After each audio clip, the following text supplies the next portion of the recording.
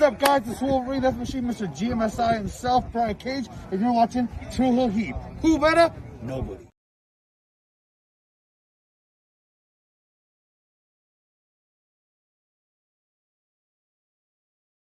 Hey everybody, it's Tony Schiavone of All Elite Wrestling, and this is True Hill Heat. And I said it right, you motherfuckers.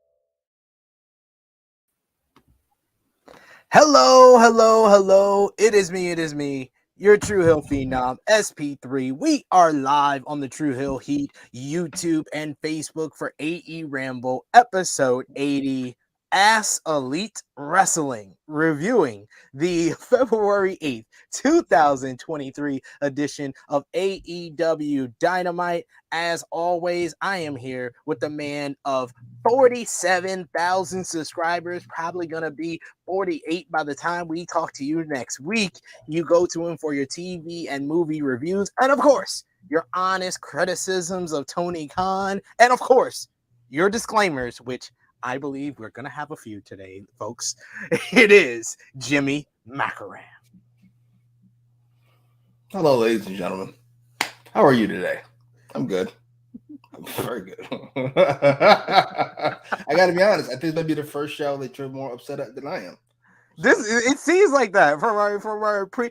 I'll pull back the curtain. Usually, our pre-show meeting lasts like 30 seconds because Jimmy comes on at least 30 seconds before we go live. But we had at least a minute today where it sounded like I was more upset than Jimmy about this. So we're gonna get into it. We of course thank you all for joining us here on the True Hill Heat YouTube channel and Facebook. Remember, if you're watching on YouTube, to drop the thumbs up on this video, share this video with all your wrestling fans, friends, and family on all your favorite social media platforms. If you are new to the True Hill Heat YouTube channel, hit that subscribe button, hit the bell to stay notified for all the great content here. We're chugging along almost near 4,500 subscribers here on the True Hill Heat YouTube channel as we make that march to 5,000. And I'm excited to talk about this edition of AEW Dynamite, and here to talk about it with my dear friend Jimmy.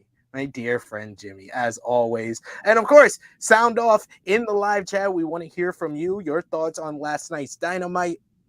Give your takes, give your opinions. We will try to highlight as many of your comments as possible. But of course, if you want your comment highlighted on screen, you want to hear my and Jimmy's thoughts on your comment, a super chat donation is the best way to do that. It helps the channel grow. It helps the contributors that you see on screen with us. And we will, of course, highlight your comment on screen. We got the Macram attorney. That's her official title, Macram attorney at law. All disclaimers are valid and earned. Great. Use my presidential pardon today. Free will. We got Annika who says Tony laughing. You have that picture of you and McCarthy? Yeah. Diversity in wrestling? Yes. You have it with you? Like uploaded? You want me to Why?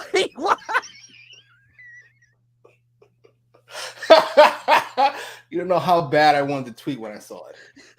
What? Come on, let the people know what you want to say. What did you want to say? What a sweet couple. Now we're a couple? Come on. It looked like it was when you were standing there. You were both really happy. Like thumbs up. It was like diversity right up top. It's like, aw, it's adorable. I'm sure I have a picture of us from like 2007, 2008, where I was actually smiling in the picture. I know you never smile in pictures, but I would probably smile in it. Say to smile about. Life sucks. We were smiling on your birthday in 2000. What was it, 8 or 9? One of those years. If yes, you remember that infamous birthday. I will never forget that day. It's all spiraled downhill. I really remember my birthdays, but I remember that birthday for you. Yeah. That's why it's always scarred into my mind now in August, the first week of August, to hit you up. Because ever since that birthday, I remember your birthday vivid. For those of you who aren't aware, we went to a strip club, and I've been a sexual deviant ever since. The words and opinions of Jimmy Macram do not necessarily reflect those of True Heel Heat, its viewers, or affiliates. Just in case I don't want this night to stop. It's been 15 years, but not stopping. Oh, Annika saying, can we just bypass the great stuff and go straight to the bullshit? No, we always do it the same. We go top to bottom. You know the deal. Christopher Ryan Cooper, I haven't seen you in the chat in a while. Welcome back. He says, good morning, my True Hill Heat family, fam. Just sitting here at work, getting in some True Hill Heat. Please, tell your boss we apologize for any vulgar language or anytime you laugh abruptly at work. It's our fault. You can blame it on us. We also got Frantic World who says, what's up, SP3, Jimmy, and chat? That main event was so ass, and it reminded me of something I watched in the Attitude Era. I've never heard that opinion before. Something ass from the Attitude Era. I'm just not sure if that's a play on words. Did you not like Attitude Era main events? Are you 12? I'm not saying last night's main event was good. We're not going to shit on the Attitude Era. We're not doing that. I mean, there was stuff to shit on in the Attitude Era. There was definitely stuff to shit on. CF says CHK just we also got Frantic World who says, if Jimmy liked that main event, I'm going to laugh. Okay. We know. We know in advance. We also got CM who says Jimmy doesn't watch the Mary Unalive ITR clips on Mondays. I mean, he could check out True Hill Heat 210 where we did play Fuck Mary Kill on True Hill Heat 210. So I love that. Yes. Our good friend Kenny McIntosh of Inside the Ropes, probably another guest of the True Hill Heat flagship podcast you insulted on this show. He had us play Fuck, Marry, Kill, me and Chrissy. You didn't get any trouble, did you? No, I didn't. No, I didn't. He usually gives like men for me, so my missus is not gonna get offended. What a champion he is. Yes, I think he gave me Terrence from Florida, aka Hulk Hogan, Tony Khan, and Vince McMahon, I believe.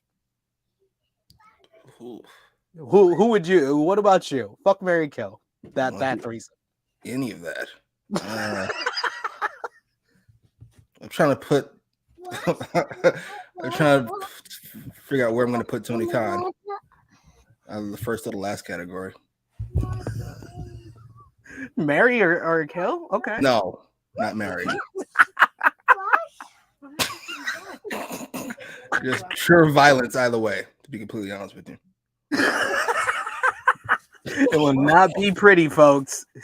Like a Jackson Pollock painting. Don't drink that water. We got CM who says, by valid, I mean they're all earned because CHK can't book a full damn show. We deserve compensation for that ending. I watched Raw. Raw's pretty good. Not all. I'm not doing this. I just like, you know how every time I go a point below you somehow on this show for Dynamite, somehow you're always 0.5 higher than me. Whenever it's Triple H involved, I always add a point. when I'm talking Because about. you're biased for Triple H. I get it. I didn't see the Triple H match. How was You're it? biased for Triple H because he put over your boy Big Dave back in 2005. I go, hey Sid, how's that Triple H match? You go, that was a 6. All right. I love Triple H in 2000. Give me a Triple H 2000 match. I rate it very highly. I think him and Cactus Jack have the greatest Royal Rumble match of all time. Not non-Royal Rumble. I love that. Yeah. 20 years, he points out one match. Enough of this. What? I gave him a compliment. I said the greatest of all time, of all the history. You can't admit Raw was good. I sat down 3 hours and that wasn't. I said it was good, but you said the first word out of your mouth. You said Raw is good. You said Raw is. That's a general statement. You didn't say this week's Raw was good. I said I watched Raw. It was pretty good.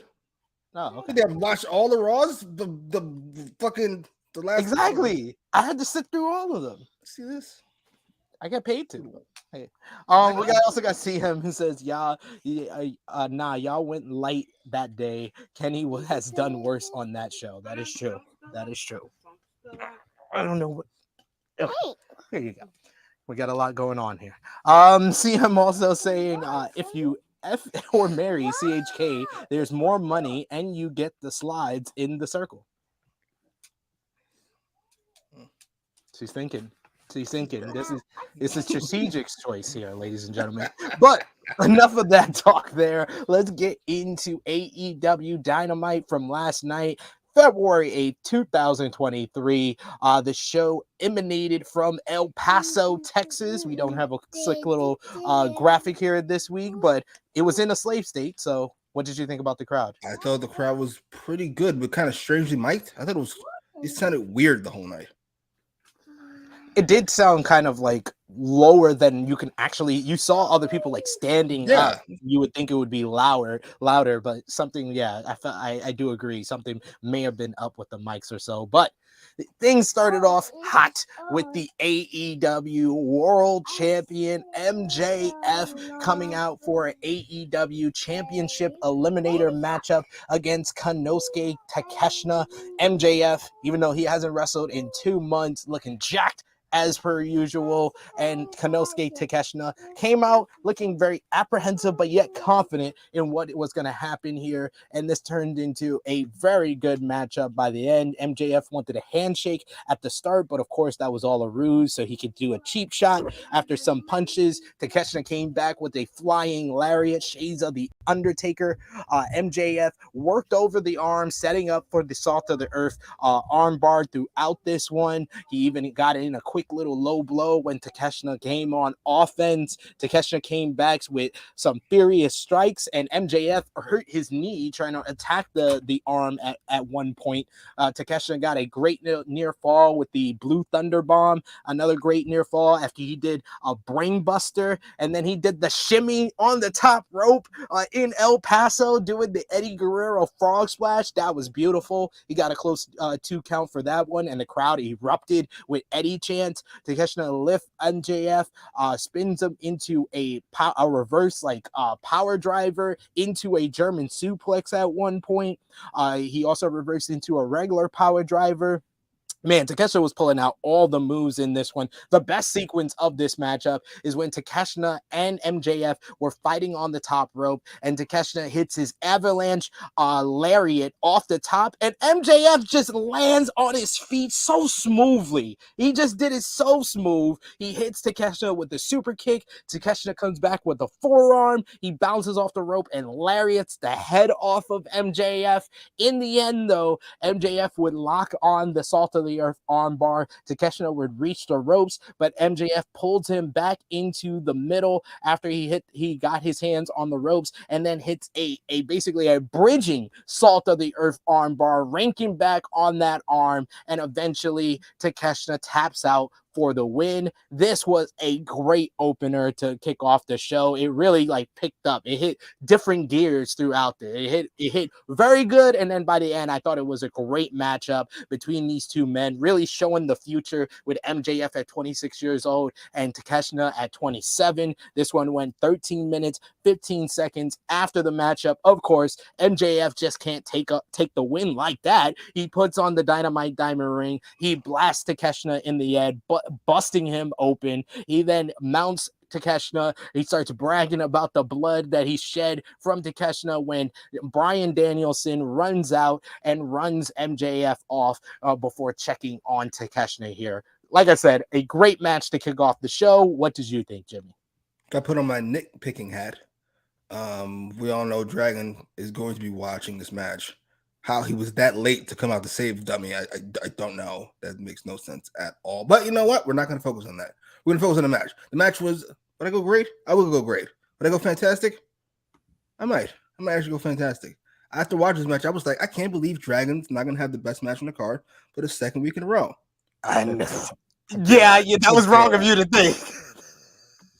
That's all right. Blasphemous for you to think that, because man, I spoiler alert, I don't think it's closed this week. I don't think it's closed. That was one of the okay, we'll get to that later. Let's talk about the opener. You got me excited. Just wanted to talk about that matchup, but yeah, let's talk about MJF and Takeshita first. It was so good. I thoroughly enjoyed it. I don't have real problems. I liked the match last week, but the lack of selling from Brian Cage and Takeshita last week kind of bothered me. Boy, did he make up for it this week. He sold his ass off. I think he might have actually been hurt. I was like, holy shit. And MJF was great too. Where he was laying down and he straightens out his arm. Yes. I was like, that was a great touch. That was a great touch. And MJF was almost just as good, the leg. I loved every bit of it. I can't tell you how much I love the fucking match. I told you Takeshita was a star. I'm not going to bring up Juice Robinson again. And I'm not going to bring up, who's the other one? Bandito. I'm not going to do that. Besides Takeshita, all is right with the world. And he has fucking shown his fucking worth every single week. And I love the blood at the end. I got to be honest. This might have been my favorite first hour of a show that didn't have Dragon and Hangman wrestling for an hour. This was so good. And it was only the start. I can't believe it. Go ahead. Yes, it was the start of another great week as far as in-ring wrestling for AEW, in my opinion, this week.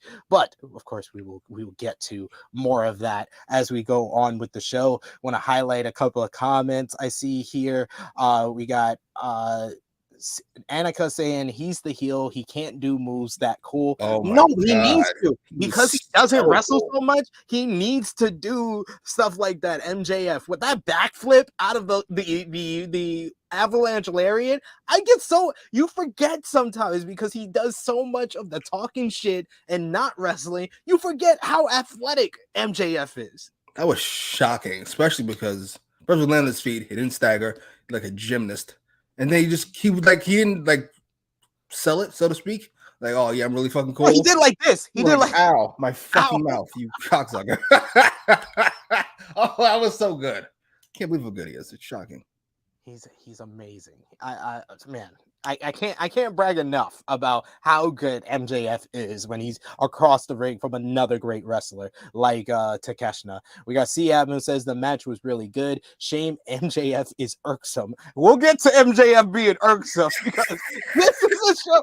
It's been very rare that AEW has someone like this much featured on an episode. And MJF, they treated him like he's finally the world champion on this episode. Why don't we get a fucking Attitude Era comparison here, where we see fucking Austin and Rock and Triple H 12 times in the fucking show? Yes. How about that? This was very much like Austin Triple H booking back in like 2000, 1999, 2001 type of booking, where we saw the world champion, the top star, a couple of different times in this show. Right. We have Frantic World, who says the first match was so good. And we also got CM, who says Takeshita didn't have his Cinnabon last week to sell. Cinnabons, man. Got to keep it simple. One of our other favorites, Jimmy, was next up with a quick little vignette promo video package that they do with Samoa Joe talking about him disposing of Darby Allin, calling him a worthy and brave adversary. But he says Wardlow is not. He said Joe says he's taking his belt. He's taking his scalp. What more does he want Joe to take from him? Scalp. What? It says men like Wardlow need to be put down immediately. He knows Wardlow has many secrets, and Joe is going to expose him. Joe will take everything from Wardlow now. I love Samoa Joe. I do too. I don't know what the fuck he's babbling about, but I want to see it. Whatever he's about to do, I want to see it. I'm here for He has many weaknesses. Like what? I don't want to know what they could be. Awesome. He scalped him. He said a scalp. I was like, damn. That was a little far. Like, you ain't have to take his scalp. I know you took his man bun, but I didn't know you took his scalp too. Go ahead, Sheesh. Joe. I love Joe. Love him. And Jimmy, I had to look at my watch, make sure it was not broken. We had a women's match at 8:22 p.m. It was so strange for me. But yes, we had a women's match with the Bunny coming out with the most makeshift stable I've ever seen in AEW. And that says a lot. With the Butcher, the Blade, Kip Sabian, Penelope Ford coming out with the Bunny as she went one-on-one in an AEW Women's World Championship Eliminator matchup against the champ, Jamie Hayter. What a pop for Jamie Hayter. She's legitimately one of the most over people on this whole roster. I can't wait for him to ruin her too, like he ruined Britt Baker. Jesus Christ. Bunny actually got some offense in early, doing a ground and pound. You had this move with this great picture I just got for Jimmy. Good Lord. I love how she just looks out of her fucking mind. I'm here for it. And she likes messes, like fucking the Blaze for some reason. Bunny got a bunch of offense early on and during the picture-in-picture, but when we come back from break, we see Britt Baker. She has a Haterade, is my pre-workout, which Penelope Ford takes away from her and rips the sign.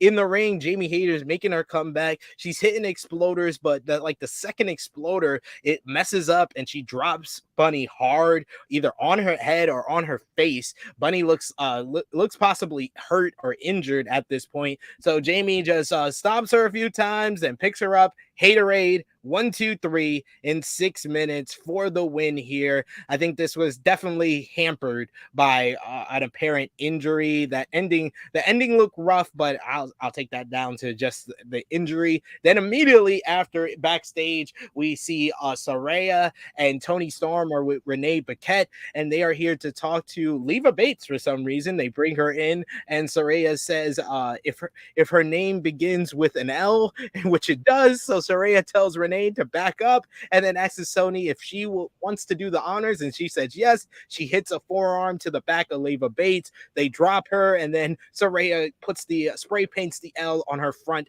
and on her back and says that we are not here to make friends. We are here to take over. AEW outsiders, I guess.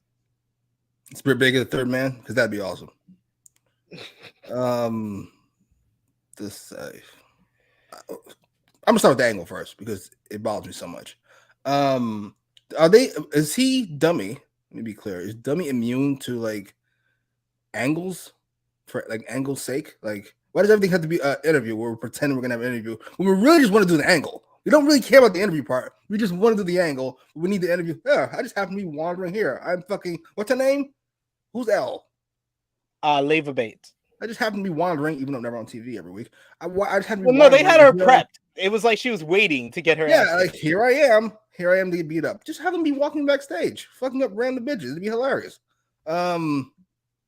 I like the way, because they did this on AEW Dark Elevation. I know I actually watched an episode of AEW Dark Elevation, and Athena was trying to find a tag team partner, and she was doing the interview on the side, and she walked over to somebody to walk over to Diamante, and she was on the phone, and she was like, hang up your phone, hang up your call.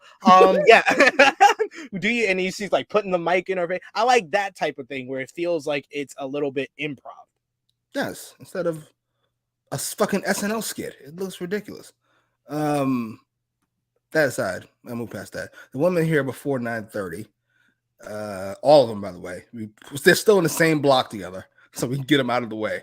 I'm not gonna complain too much because Jamie Hayter is awesome and she's over and she's fantastic. I'm not big on the hesitating again on Baker and Hayter, it appears. So we can do something else and then maybe come back. But the match was fine until Hayter dropped on her head, apparently. I would love, the best idea that I've heard about this Jesus. AEW outsiders versus homegrown is if they are going to go with Saraya and Toni Storm as the two outsiders, They need Britt to be the Hulk Hogan and turn on Jamie. Yeah. And be the leader. I'm not mad at that. I heard that idea and I was like, that's actually really a sublime idea, actually. I was gonna be mad that they only got 6 minutes, but then I'm going to assume they cut 2 or 3 because I don't think we were supposed to get even the MJF promo that followed this, which would have been I don't know how the you don't think so? I don't think so. I really don't. I don't think you come up with that on the spot.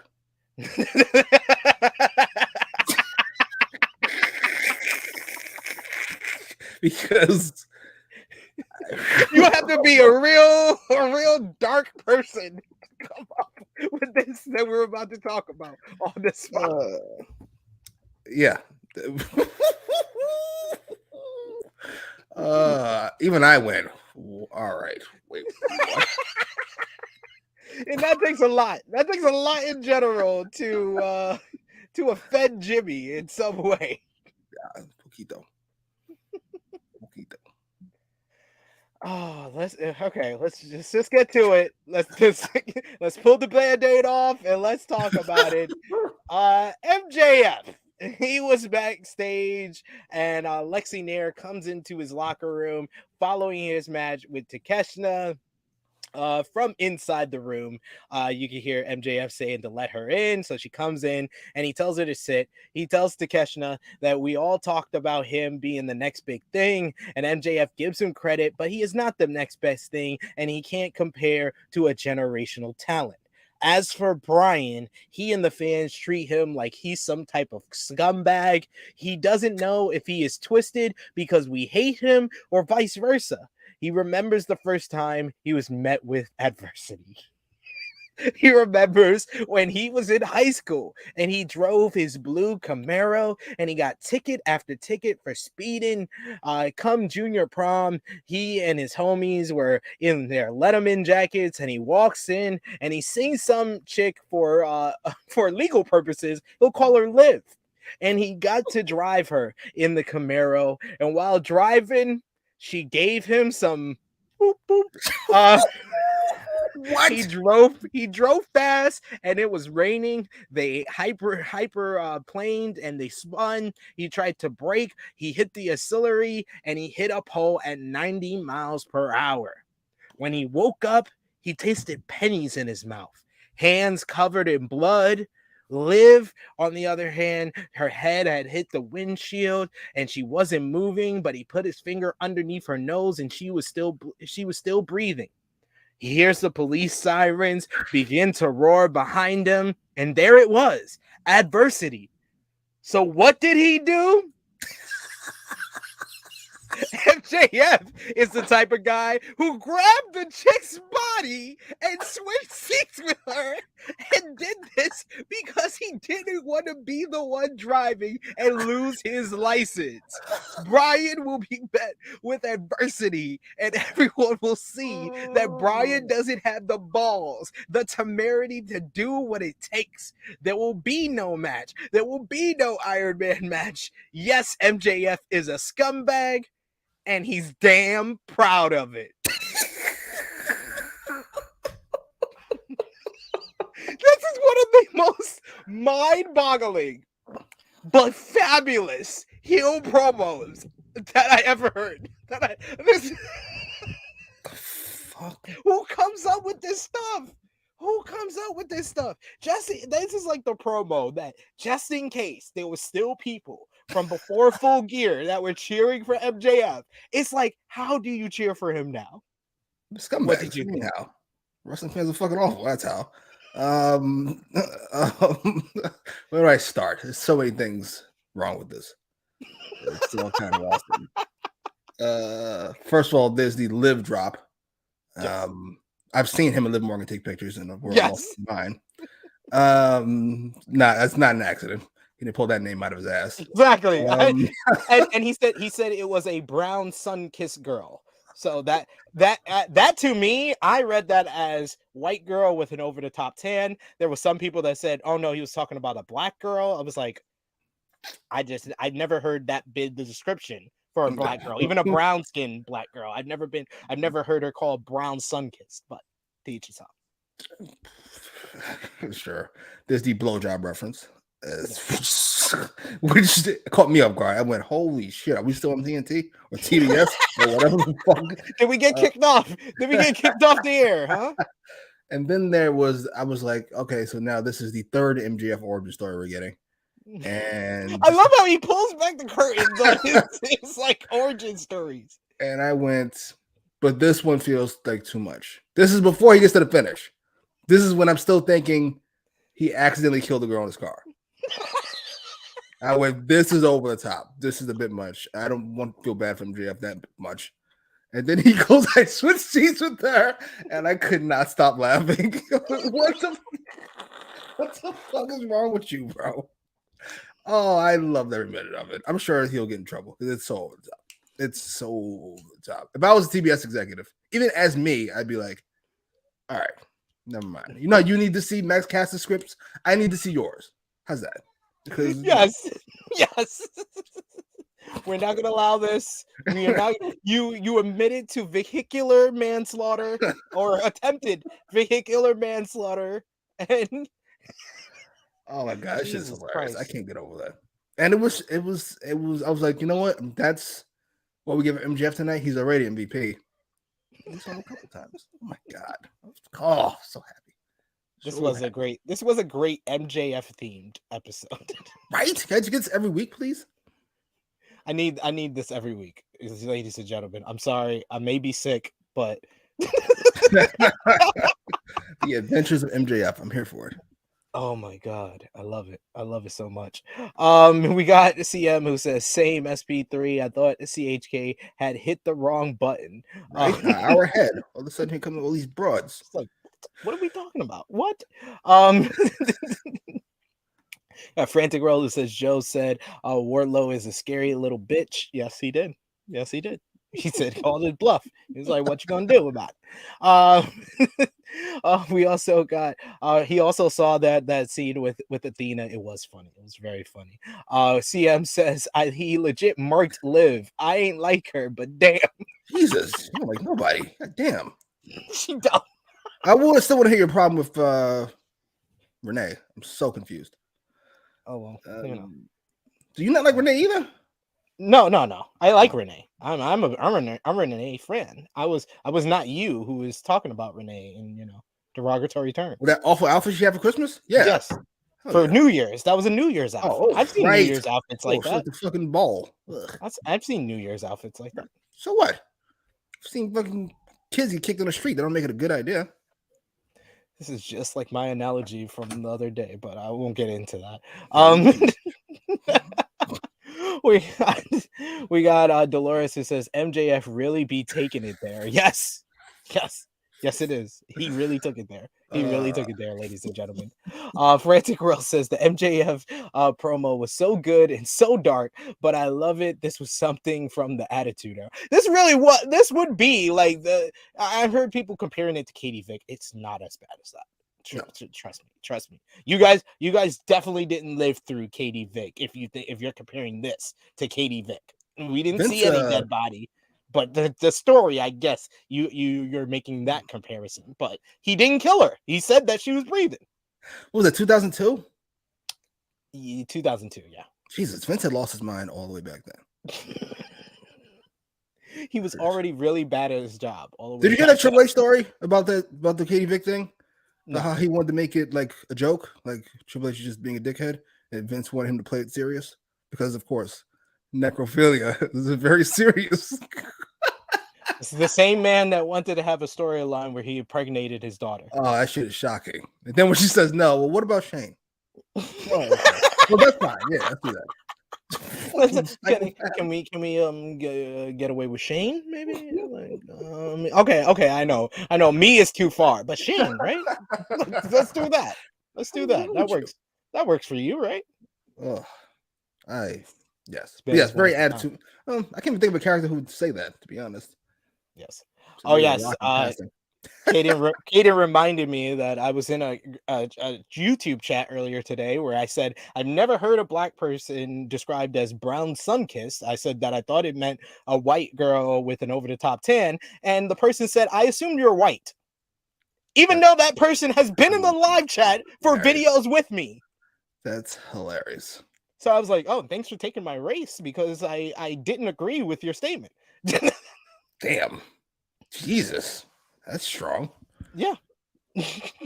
We have a name? Thought so too. Dragon Den or something like that. Oh. Some awful name like that.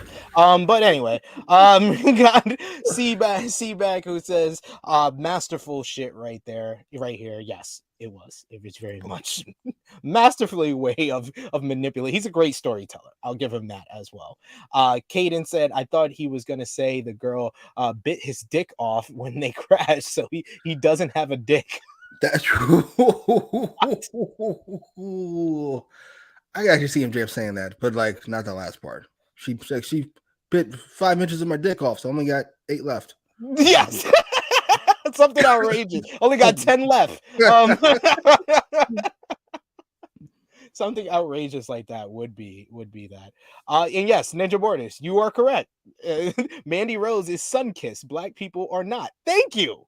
I thought I was the only one. I really thought like I was like maybe I'm wrong. Maybe I'm the wrong one. So I completely left that YouTube video. After that interaction, I was like, this is why I don't converse with wrestling fans all the time. I'm just gonna leave this YouTube video completely. I was just trying to support my friends over on the YouTube channel, but you know what? I'm gonna leave before I go back and forth with them. Wrestling fans are awful, huh? If only somebody could have told you for 20 years. We got Kaden. It says Cora Jade needs to lay off the Tanner. She is sun-kissed as well. Another sun-kissed person. That's the young one they all love? Am I thinking of somebody else? Yeah, she's like the fake AJ Lee. Holy no. You're thinking of Roxanne Perez is the one. Thank you. Yes. Yeah. That sounds right. Yeah. Hello, Hassan. Nice to see you. Nice to see you there. But yes, let's go on to this storyline that never seems to end. You have Ricky Starks fighting in the Guevara and the Garcia and Guevara gauntlet. First up is Angelo Parker. In about 1 minute, he hits Parker. Well, first, I gotta say Ricky was here because we gotta show the pose every single time. But he hits Angelo Parker with a spear in about a minute. 1, 2, 3. Then Daddy Magic gets in the ring and his ass immediately gets rolled up. Then we actually have a match with Garcia coming out. Garcia's music hit, then Sammy's music hit. They try to play, the confusion of who's going to be the final person in the gauntlet before Ricky Starks has to verse Chris Jericho that night. So as soon as they said that night, I was like, oh, then he's probably not going to win this gauntlet. Because I was under the assumption that this was leading to Ricky versus Jericho at the pay-per-view. So as soon as they said it was for tonight, I was like, well, you're kind of giving away what we're going to do here, but okay. I don't understand. How is this feud booked? What is this feud booked like? What is the booking here? This feud feels like it's booked backwards. It's awful. It's atrocious. I'm not entirely sure why you don't just do the Jericho match tonight and have Jericho fucking win in 12 seconds, whatever the fuck. Yeah. Wait, he should have actually won, and then Jericho beats him. So then we have a reason to do another match. Ta-da. But we get Garcia versus Ricky Starks. It's only about like 5 minutes, but it's a good 5 minutes. These are two good guys, two young guys working hard against one another. They have a pretty good matchup up until Ricky is out on the floor, and a masked fan. I've never seen this before. Hits him with an elbow, a turning elbow. You would say it kind of looks like the Judas effect. This Max fan allows Daniel Garcia to slide Ricky Starks back into the ring. 1, 2, 3. Daniel Garcia pins Ricky Starks. 9 minutes, 37 seconds. This whole thing went with the 2.0 versus Ricky, and then with the Garcia versus Ricky. This was a fine little showcase with Starks, fighting against the odds, but I'm not real sure what the point was here. And of course, the masked man is revealed to be, wow, really? Oh my God, it's Chris Jericho. I do admit, I did like Sammy and Daniel's selling of being shocked that it's Chris Jericho, and Taz on commentary, shocked that it's Chris Jericho. Ricky, He should have never been shown backstage at the Royal Rumble. The Jericho Appreciation Society hugs after. What was your thoughts of the Garcia-Guevara gauntlet here? I didn't care about it at the beginning. As we already said, Jericho should have won this match. Should have had this match. Should have won this match. Props to Taz for only pretending to be surprised. That shit is hilarious. They hit an elbow. It looked like a Judas effect. I mean, I know who it looked like, but I thank you. Stop pretending to be an idiot. You only known this man for like 25, 30 years. I'm just saying. The other two are like, I don't know who it was. Like, come on, what are we doing? Like, this is awful. I don't like this match. I wouldn't have enjoyed this match if if Starks was trying to get a title shot, let alone fight a guy he's already beaten. This is just good. All this is goofy. This is a waste of my time. We should be done with this. Unfortunately, we've got to make it to the pay-per-view, I assume. And that's assuming this is the shortest Chris Jericho feud of the last few years. Probably going past the shortest Chris Jericho feud since him and John Moxley back in 2020. That was the last time he had a perfectly reasonable, like 2-3 month feud. That was the last time. Do you take it? Him and Orange went way too long. Awful. Him and MJF went a year. Shit is jarring. Him and the Blackpool Combat Club went a year. It's just like, what are we doing? Those last two, that's just egregious. Will Chisholm, don't blame Uncle Chris. Don't do that. Don't do that. Uncle Chris doesn't book the show. Don't do that. I'm not standing for it. He books his own stuff. He's the mid-card vortex. Do not do it. Ricky Starks was the hottest motherfucker on the planet after he was done with MJF, and now he is not. I mean, Annika, who bypassed MJF, committed a crime. I literally said that he attempted vehicular manslaughter. I literally didn't attempt vehicular manslaughter. Jesus, he attempted to what would you call that? Holy shit! I know it's a crime. I don't know what it is. I mean, we probably are out of the statute of limitations. It was when he was in high school, so I think we're out of the statute of limitations. See, you see this? I thought Kane was being a little difficult on this booking, especially for a Tony Khan burner account. But of course, it's not Tony Khan's fault. It's Jericho's fault. Okay. That's why we're allowed to shit on it, because it's not his fault. Yeah. Because he says Tony just says, yeah, okay, do it. I don't care. I gotta find a way to not book women.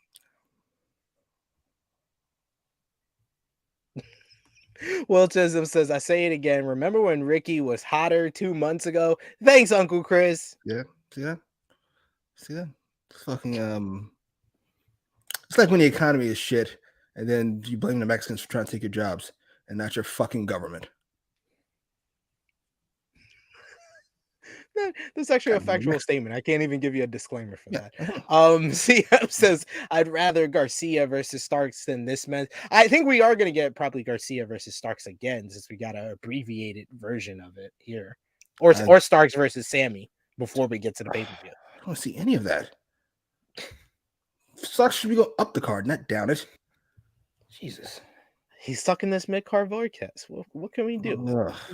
What can we do here? Yeah, it's Caden. It's not the point of this started on December 21st, so it's not really that long. It's the fact that it's booked backwards.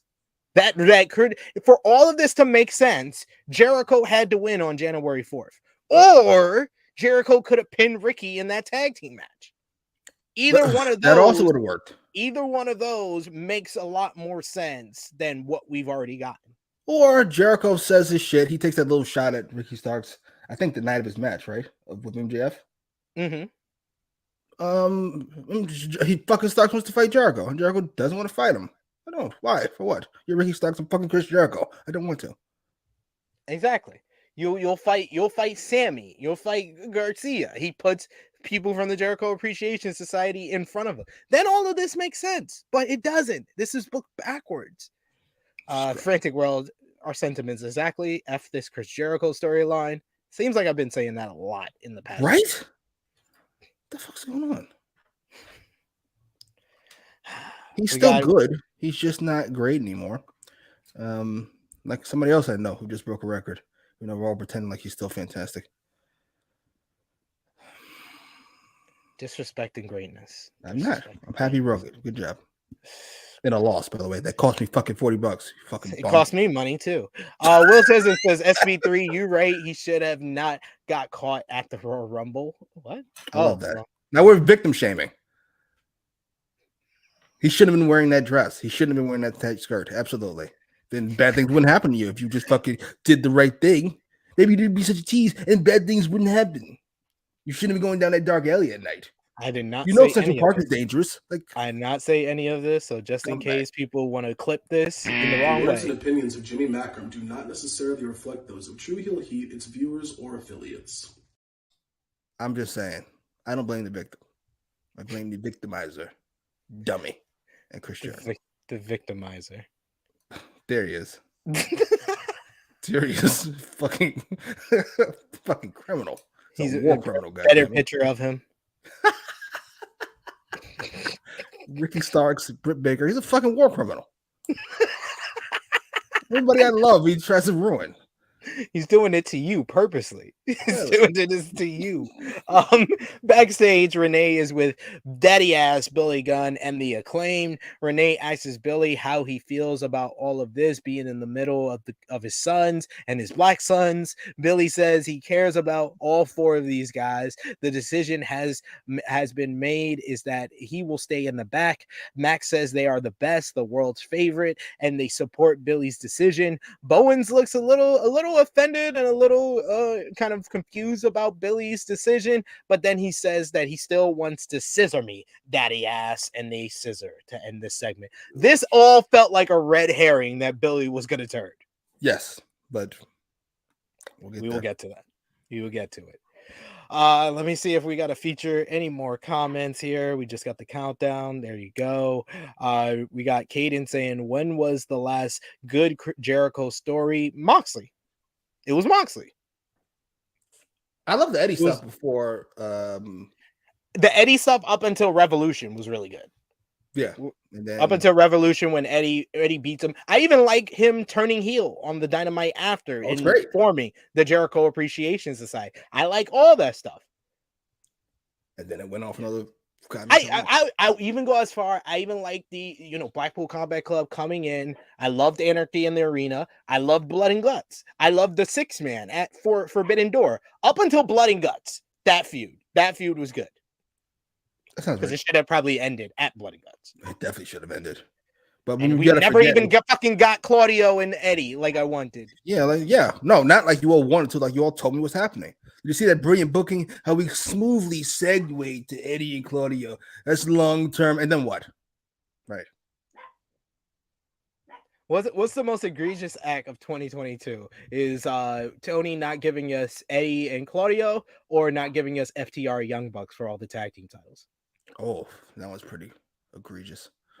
Yeah, we gotta go FTR. Anything FTR related, we gotta go with. You can pick your FTR thing. It's egregious.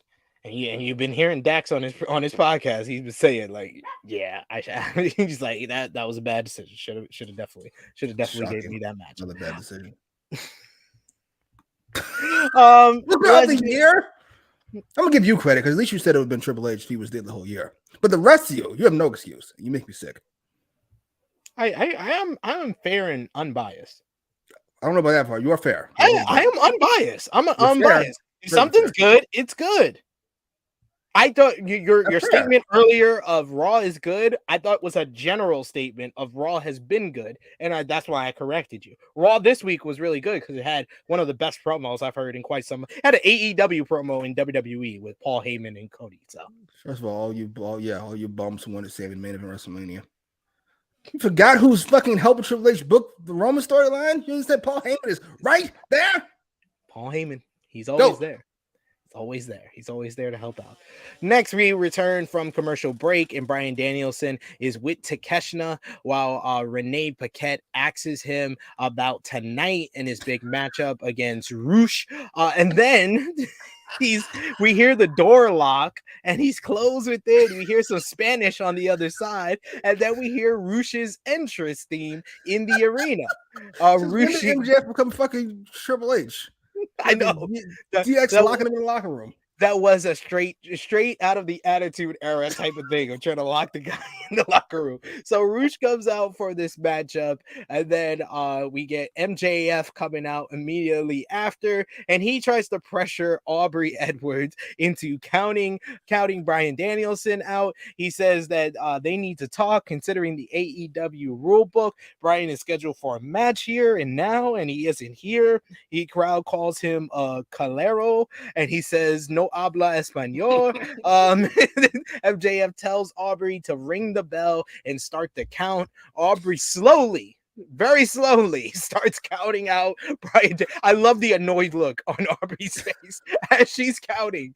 Bryan uses his bad shoulder, to break down the door as Takeshita holds off Preston Vance and Jose the assistant, who are right outside the door. Aubrey gets to about the count of 6, and Bryan runs out. The crowd chants for Aubrey because she counted slow. Bryan enters the ring, and we had one of the best fucking TV matches of this year. I've seen people say this is one of the best Dynamite matches. And this match just went to a different gear at points. So it starts off with Roosh. He goes on offense, of course, with Bryan being a little bit flustered from that whole scene beforehand. Whip him into the corner, hard clothesline, another whip, a splash, a toss to the middle of the ring, and then he follows with a drop kick, stomps in the corner. MJF comes on commentary. Then outside the ring, Bryan fires back. He hits a big tope suicida. He hits headbutt after headbutt, a big kick. He goes to the outside, but Roosh gains the advantage, throwing him into the barricade. He then bashes Bryan's head into a steel chair, busting him open. And this, my friends, was some Ric Flair 1990 Jay Briscoe type of crimson mass. Like, oh my God, the blood splattering on the camera. That visual, I was like, oh my goodness, what is going on here? This is like a Jackson Pollock painting again. Roosh chops Bryan, out on the ring to the apron. They start fighting. They're chopping each other. Bryan hits some hard slaps across the fist to the top of the head. Bryan then runs at Roosh, and Roosh hits a big belly to belly suplex off the fucking apron down to the floor. Bryan hitting hard, busted big time as the blood starts splattering onto the camera screen again. We come back from break. During the commercial, we had Roosh posing in the ring as Bryan tries to recover. Bryan fucking looks like Jesus in the Passion of the Christ right now. Bryan another dive out of the ring. He then sits Roosh on the barricade, and he gives him some drop kicks into the corner. We then get back inside, and he hits some yes kicks at one point, kicking Roosh as he tries to make his comeback. Roosh is able to fight him off and brutalize him some more. He gains the advantage in the ring, and he starts posing. Roosh just came off like an absolute fucking superstar in this match. Can I just say that? He was an absolute superstar in this fucking match. Roosh is totally breaking down Bryan, but Bryan starts coming back. He fires back. We have an awesome strike exchange between these two men where they're firing off forearms and slaps and chops and kicks. Bryan comes back, and they're brawling in the middle of the ring. They start headbutting each other like they were fucking Bryan Danielson and Nigel McGuinness at Driven 2007. Yes, I know my references. Oh my God, he hooks up again, Bryan. They grab each other with the headbutts, open hand slaps from Bryan. He hits the Psycho knee for a near fall. Roosh kicked out of the fucking Psycho knee. You get a drop kick into the corner. Then Bryan, as they're fighting with each other, Bryan falls to his knees. They hit he hits the ropes. He hits a German suplex from Roosh, but Bryan comes right back, and he hits a German suplex of his own, a boot in the corner, and then he hits another Psycho knee for the 1, 2, 3. My Lord, what a fucking match. This is a fantastic, a tremendous, a phenomenal matchup here. This was an absolute war out of fucking nowhere, and the blood just added so much. This is like the juxtaposition of a Jon Moxley match where I'm kind of numb to the blood. This bloodshed just made me more invested and made that crowd go nuclear for this matchup, which added so much to it. After the match, MJF comes down from commentary. He was great on commentary with some of his reactions. Oh, he was hilarious. He was tremendous. Him and Taz are great. Yes. Bonding and shit was great. The Long Island boys. He comes out with the Dynamite Diamond ring. He punches Bryan. He then gets on top of him and throws down hard rights. And then he locks on the Salt of the Earth armbar. And multiple officials and security have to pull MJF off. This match, man. This match and this entire episode did so much for this feud. This feud feels like an actual fucking feud. It feels hot. And man, 15 minutes of one of the best matches. I think I would put this in my top 15, top 10 all time for Dynamite. Dynamite has a lot of great matches, but this match, the way it made me feel, I put it up there. This was awesome. What did you think? Ditto. I will say he took a page out of my book. MGF did. I only call women male curse words, and it makes me very happy when I curse them out. He called Aubrey a bum, and there's something so funny about that to me. I can't tell you why. MJF was great here. Taz was great. The commentary was great, but this was Dragon's time to shine. And props to Roosh too, who did a great job. At certain points, because as you're all aware, Roosh, I don't know if it's true or not. We're not wrestlers. I'm not in the business, but Roosh does have a reputation, we'll say, for not being the easiest guy to get along with. I thought at certain points he was just fucking no-selling Dragon. I was like, that's awesome. It just worked. It was so violent. It felt like the proper culmination of the story. Dragon's been through hell, and now he's going to fight this cocksucker who won't go down. And you know what? Here's what I'm saying. I'm not asking for much. I know wrestling has passed me by. I understand this. And I'm okay with it. But this is what we should be doing. Why do we have this equal opportunity offense where everybody gets a segment? It's like everybody on the fucking leg is taking an equal amount of shots. That's a dumb idea. You have MJF. He should be on the show. God knows how often. As often as you fucking can. As your Dragon. And it was fucking great. I loved it. This is what the feud should have always been. And I'm here for it. I'm so happy. As far as this match goes, this was one I'd actually go fantastic. I don't know star ratings, whatever. Over 4. I love it. I gave it 4 3/4. You give everything 4 stars. No, I But don't. definitely. I watch a lot of wrestling. Trust me. I don't give everything over.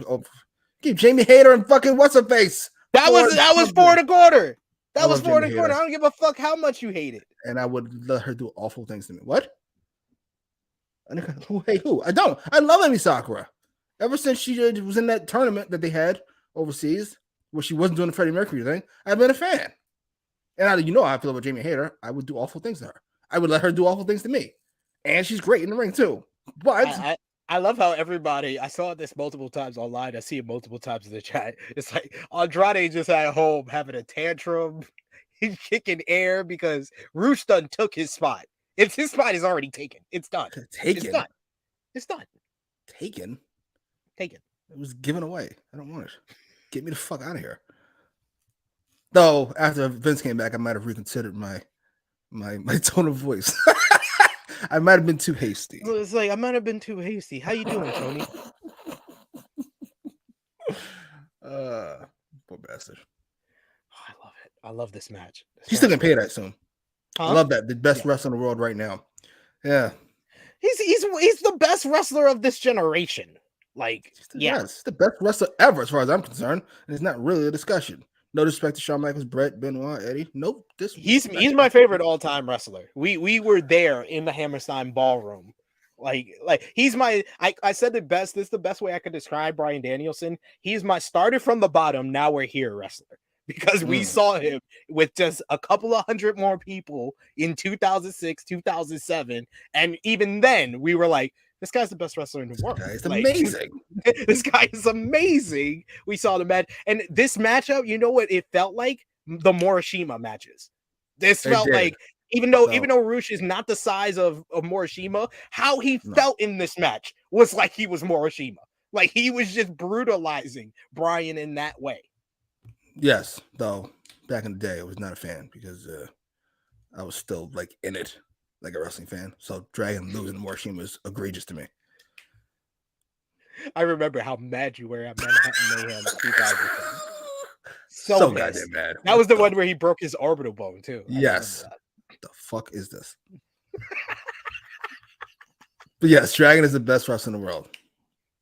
that. Indeed. Oh shit, I didn't consider that. Mercedes showing up as the third man, so to speak. That actually pretty cool. I could do that.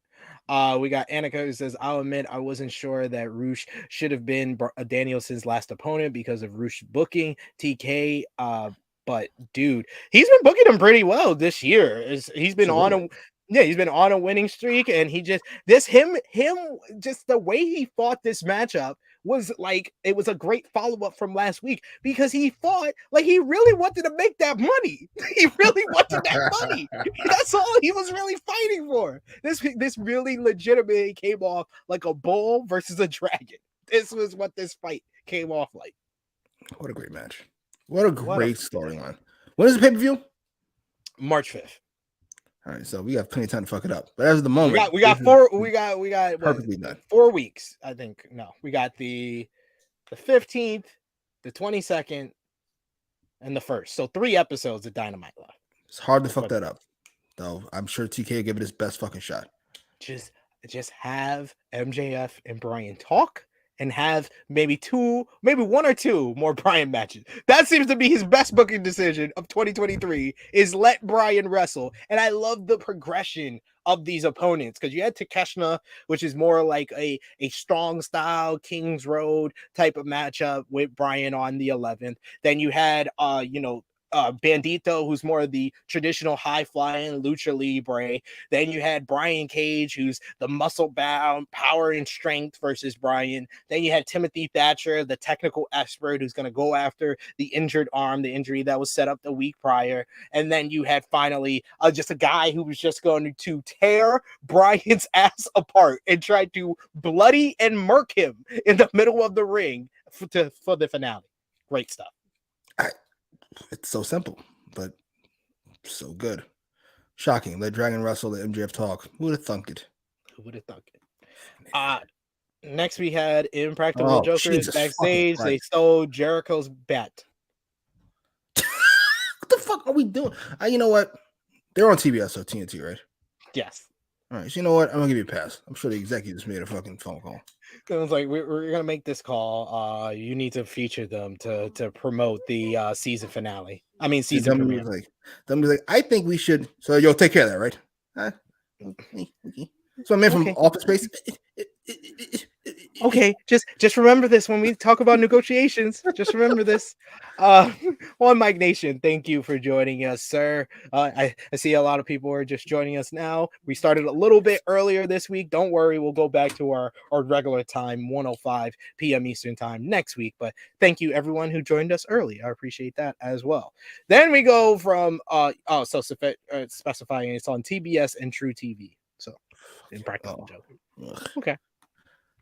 So next you go from that bloody, excellent brawl to non-stop action. This was non-stop action, and I loved it almost as much as the previous match. So we had AR Fox and Top Flight going up against the Elite for the AEW World Trios Championships. The Elite defending the titles for the second time since winning it last month. And of course, Top Flight got the victory over the Young Bucks to set this one up. We get early on Dante Martin and Nick Jackson, which is always a great way to start off any match. The two most athletic guys in this match.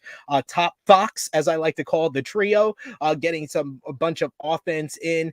I would say, Kenny Omega came in. He got some offense in on Darius Martin. We got a triple threat team from the Elite. Like the first half of this match before the commercial break, it was just like fine. It was like solid stuff. Then we went to commercial and we came back and it was just like boom, bang, boom, bang, boom. It was all thriller, no filler. This was just non-stop. You had Nick flying everywhere. Dante's flying everywhere. Darius looking good. Matt Jackson selling good. But the star of this matchup was AR Fox. AR Fox just had this freaking comeback and flurry of offense where he hits multiple cutters on all of the Elite, hits one on Matt, hits one on Nick, hits one on Kenny. He goes to the outside, dive onto Kenny, dive onto the Young Bucks, comes back inside, a swanton onto Kenny Omega. He comes very close a couple of times from getting a couple of very good near falls here. And then finally the Elite start coming back. We get some offense taking out Top Flight on the floor. Then Kenny isolates AR Fox. He hits the V trigger. He keeps going for the One Ring Angel, and every single time AR Fox finds a way to escape and get out of it and get a near fall and roll up Kenny. He goes for a near fall, gets a roll up for a 2 count, and then Kenny rolls up him with a crucifix to get the 1-2-3 to retain the AEW World Trios Championships. I love this match. This was awesome. This was all thriller, no filler, like I said before. Just an awesome trios match. It went 14 minutes, 36 seconds. I enjoyed the hell out of this. What did you think? It was fun. There was that. There was flips and stuff. And, you know, can I be honest? Like if you had if you did a wrestling version of NBA 2K, you know, they have different stats, strength and speed and whatever. If you did athleticism, like how far behind Matt Jackson would be behind the other 5 guys is jarring, right? I mean, he wouldn't be that far behind Darius. Stop it. Don't do that, Skip Bayless. He wouldn't. First of all, Darius and his sun-kissed complexion immediately makes him better than Matt Jackson. Not at all. You called him sun-kissed? Hey, come on, man. I'm just saying. Darius is not as like his brother is, but come on, man. Matt Jackson. What's your signature move? 2 feet through the bottom rope. Thank you, stupid. Brilliant. No, his finishing move is the tombstone part of the Meltzer driver. Or a super kick. Jesus fucking Christ.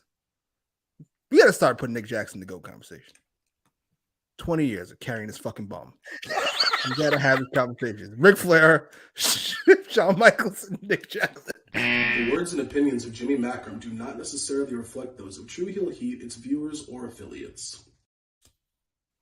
You hear people talk about the Young Bucks. You go, oh, they're so great. They're so athletic. They're so fun. But they are not. Nick Jackson is.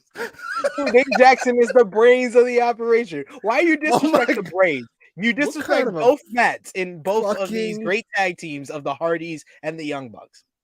It's the same shit pimps tell to their fucking hoes. I'm doing this for you. It's us. We're in it together. I'm doing this for you. I'm looking out so you ain't got to worry about this stuff. Meanwhile, she's got the only commodity in the fucking tandem. Like, what the fuck are we even talking about?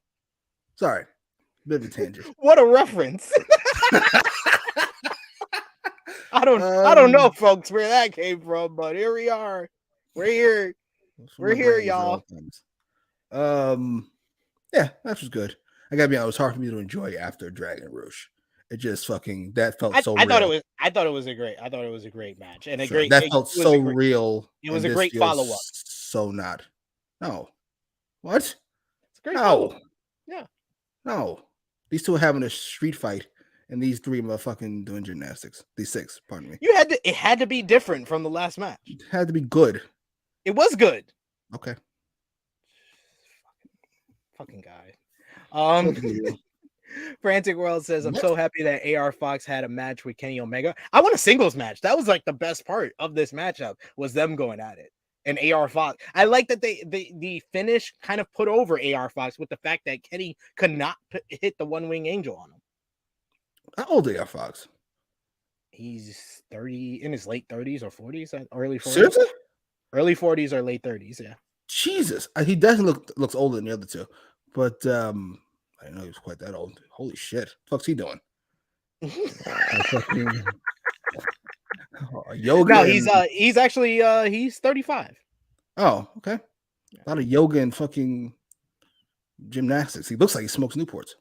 Dude, he is so athletic though. Like he's the way he hit that flurry of offense, I was so impressed. Yes, he's shockingly good. Ace says Top Flight and AR Fox almost walked out, the new trios champs. I mean, the way they booked this, I wouldn't mind a rematch because of it wasn't a decisive win for the Elite. Oh, sure.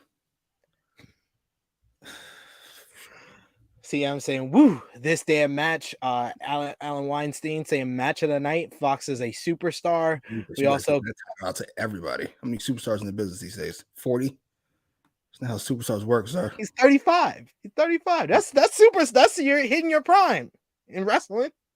Can he talk? Well, I mean, yeah, I've seen him talk. I've seen him talk good in Lucha Underground. Not in AEW yet. But. First of all, if I asked you if fucking Ric Flair could talk, you would go, oh no, I remember he did that in the. No, you would just say yes. It would just fall out of your face. Frantic Girl says, "What did Matt Jackson do to you, Jimmy?" Exists next to Nick. You can't put those two next to each other and not immediately notice a difference. You go, what does this guy do? Like you see Nick Jackson do something, you waiting the whole rest of the match to watch Matt do something, and nothing would ever happen. Matt Jackson had a great match with Pentagon, and he had a great match with Phoenix. And he had a great match with Nick Jackson. One-on-one matches. If you want one-on-one matches that Nick Jackson's been good at. Oh, Matt Jackson's terrible. I'm sorry. But terrible, I mean like a C. He's not actually terrible. Just compared to Nick. Just compared to Nick. It's like you're grading things on a curve, and you got the smartest person in the room is your brother. Yes. Meanwhile, this motherfucker can't figure out. I'll be nice. I'm not gonna be as awful. He was about to say 2 + 2 or something. I know you too well. Fucking suck toes. What? No. I didn't even. He's trying to make this about another show I did this week, and we didn't ask for that. Ninja Mortis around sucking toes. No, that was a question on another show that I did, but you were focusing way too much on that. Anyway, I'm curious about toes. I'm curious about feet. I don't get the feet thing because I don't know what good feet look like. I can tell you what bad feet look like. That's easy. But Ninja Mortis says AR Fox looks like he told me he was gonna call my auntie soon. Yes, he's on the corner. He smokes Newports. He looked like yes. This is the best one. AR Fox looks like he say, "Simmer down, young blood." It's so weird. His unkempt mustache is just the whole look. His whole look does come off like somebody in the hood. It's summertime. He got no shirt on. He's doing fucking pull-ups on 125th. And then you ask him where his sneakers at, he'd be like, that foam pole right there. I'm gonna go up and get it later. Next we go backstage, and Stokely Hathaway is asked about the cracks in the foundation of the firm. Stokely blames everything that has gone wrong with the firm on Hook. He says that Big Bill has a loss because of Hook. Lee Moriarty has a loss because of Hook. Ethan Page has a loss because of Hook. And Hook is right behind him. He says Matt is asking for a raise because of Hook. Cassidy is out there moaning because of Hook, and Hook is shown on the corner. Stokely, as soon as he sees him, he offers him some mac and cheese in Harlem at Sylvia's.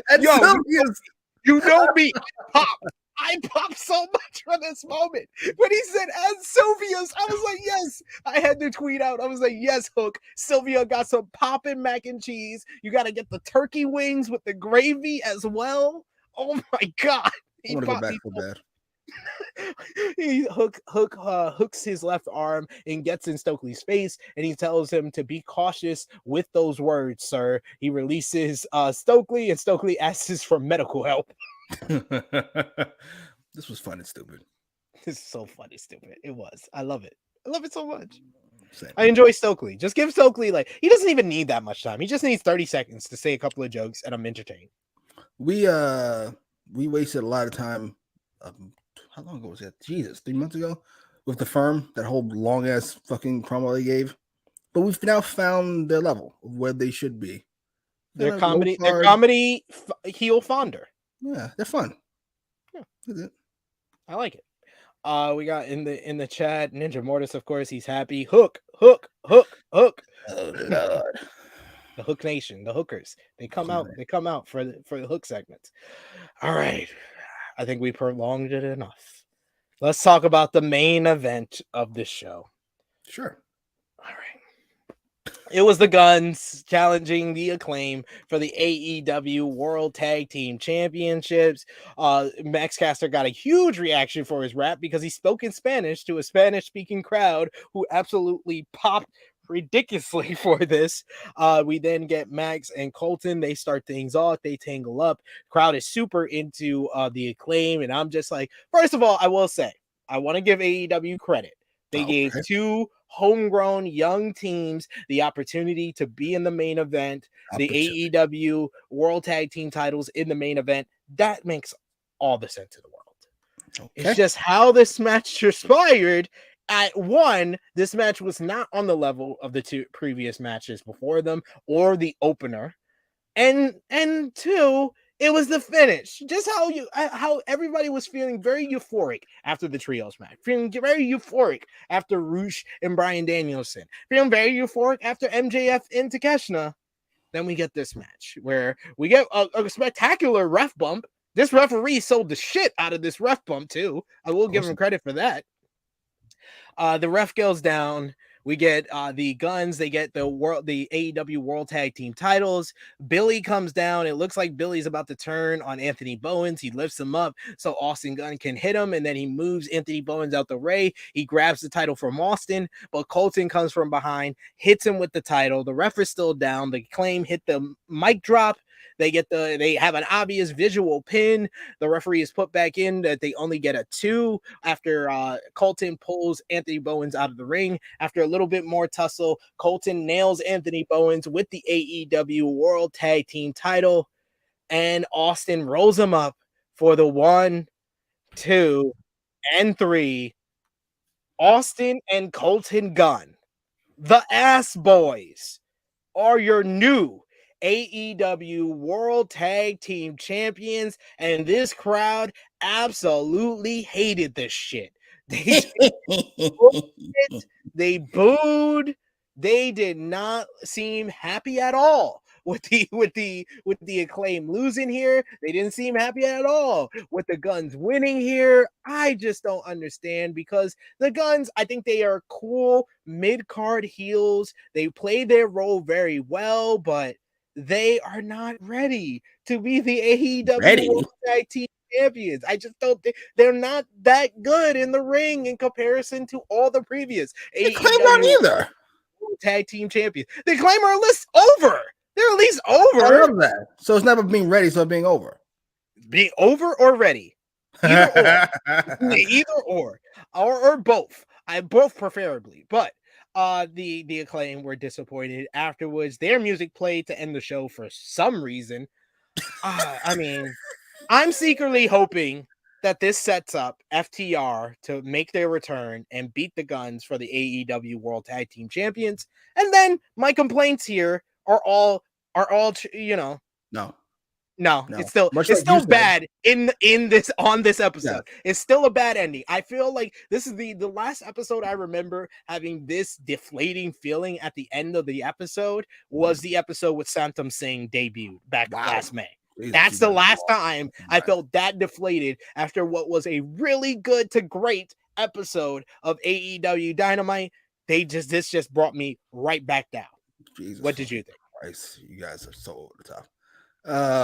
I will say this. I fucking very rarely agree with you in your criticism of Triple H. But I found your point to somebody who said it was a good thing we didn't have the cage match a couple weeks ago. This makes that all good. It's like, no, that's not how that works. If it was bad then, it can't be made good now.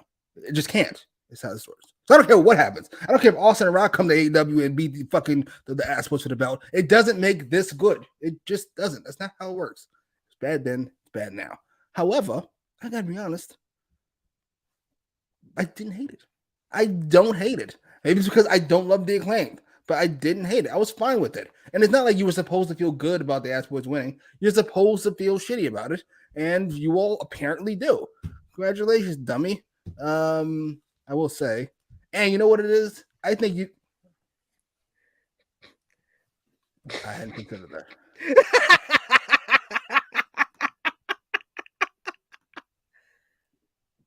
I hadn't considered that. I had not considered that. I hadn't considered how our black tag team lose to the guy with fucking John Wayne on his fucking shoulder. See, I'm saying, nope, this did not happen during Black History Month. CHK ain't never beating the allegation. I had not quite considered that. For those of you who are curious, look up John Wayne Playboy interview, 80-something. Egregious. Okay. Removing race from the equation for a second. I just don't love the Acclaim. So they feel way, I'll put it this way. The Acclaim feel way closer to the Ass Boys than they do to FTR to me. FTR is on a different planet, and them fucking losing to the Acclaimed, it bothers me. But them losing to fucking the Ass Boys doesn't. But when the Acclaim versus FTR, the Acclaim were more over than FTR. And I'm not saying that's a good thing. I'm not saying that should have happened. Yes, but I think that's why you put the titles to answer Romeo. Why can't FTR just beat the Acclaim and get? What did you do to your fucking avatar, sir? I didn't even fucking recognize you. Yeah. That's his new logo. No. I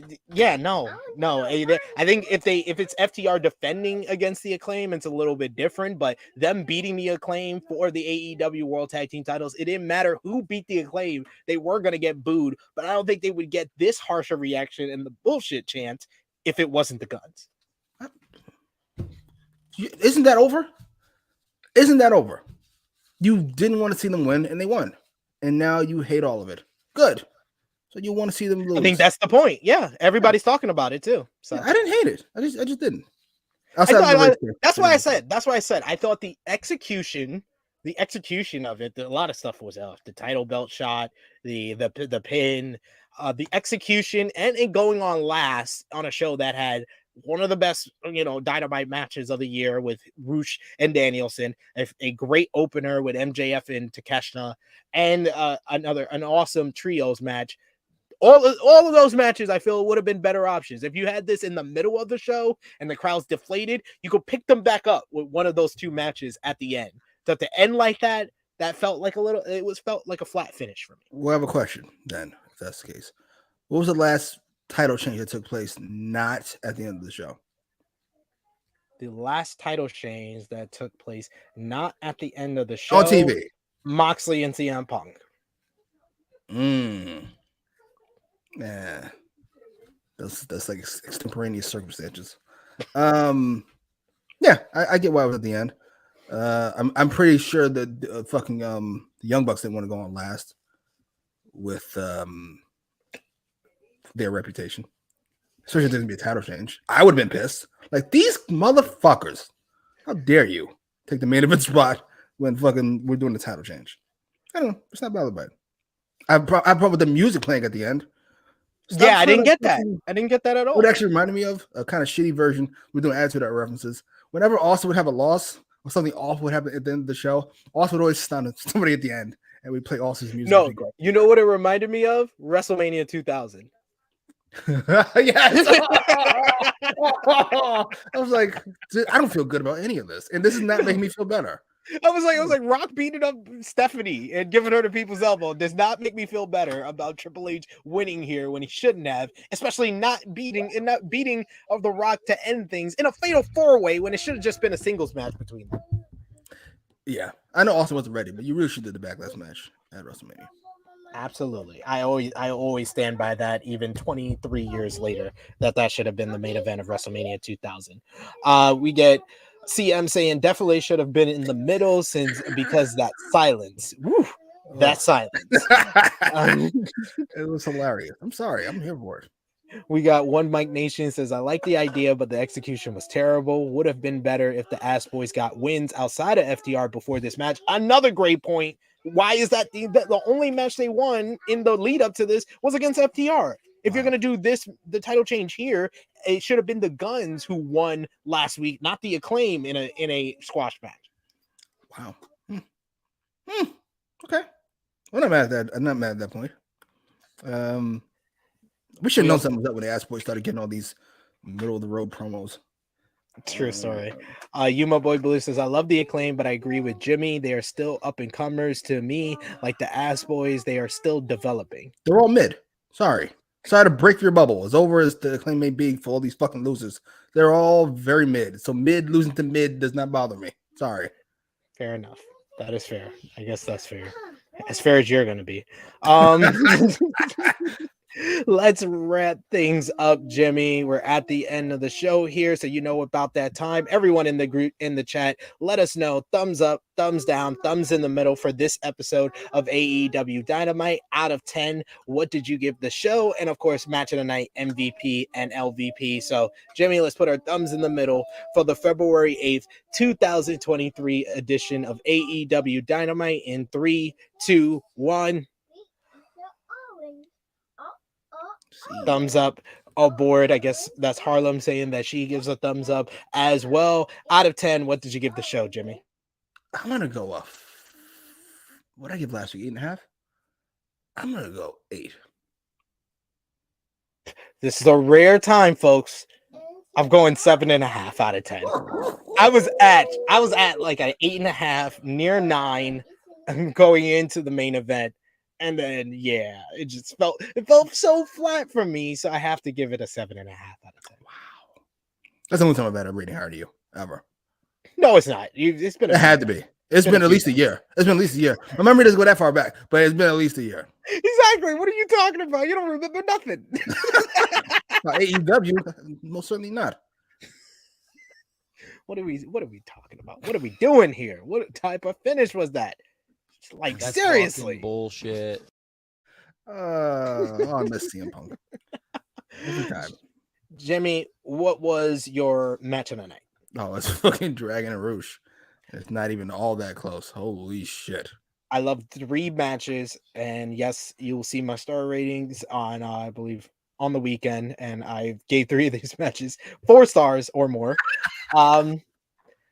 But I'm gonna go with Roosh and Bryan Danielson. That was definitely my match of the night. This is outrageous. I say he LVP. gives 4 stars. He goes, I don't. Then he gave 3 out of 6. The 6 matches on this card. 3 matches. Well, I gave the opener. Very technically, that's not everything. No, not everything. Very I don't give technically. everything. I don't give anything. I don't give everything 4 stars. Trust me. I watch a lot of wrestling. Jimmy, what did you? What was your LVP for the show? This is a little difficult. You know what? I'm gonna go Chris Jericho. It's just over this feud. It's not his fault. It's not totally his fault, but poor Ricky. He does deserve some credit for that. I'm gonna go with Tony Khan. Because he shouldn't have had this as a main event and shouldn't have booked this. The execution was off. Shouldn't have gone last. So I have to give it to Tony Khan. MVP for the show, Jimmy. The reason I can't give Tony Khan an LVP, he's not getting MVP. Don't get crazy. But but I loved how MJF was this episode. It was basically the MJF hour, and I was here for it. Let's go, as it should be. More of that, please. We're in agreement. MJF has to be the MVP for the show. He was great. He was great in his match against Takeshita. Great with this over-the-top heel fucking Batman villain promo. Then he was great on commentary during the Bryan and Roosh match, which, yeah, like I said, clearly match of the night. I would love to give it to either one of them. I would love to give it to the Elite or AR Fox because he was the MVP of that trios match. But yeah, MJF, great on commentary, great with the promo, great match. Then the beatdown on Bryan. Their feud feels like the one of the rare things that's very, very hot in AEW right now. It's the only feud that's very, very hot. Yeah. There are some feuds that are good, but this one is hot right now. Going in 3 weeks left before Revolution, so got to give it to MJF for MVP. I'll highlight a couple of comments here with your guys' choices. Frantic World says, I have to go, guys. I give last night's Dynamite a 7.5 out of 10. MVP, MJF, and LVP, the main event. That's hilarious. Fair enough.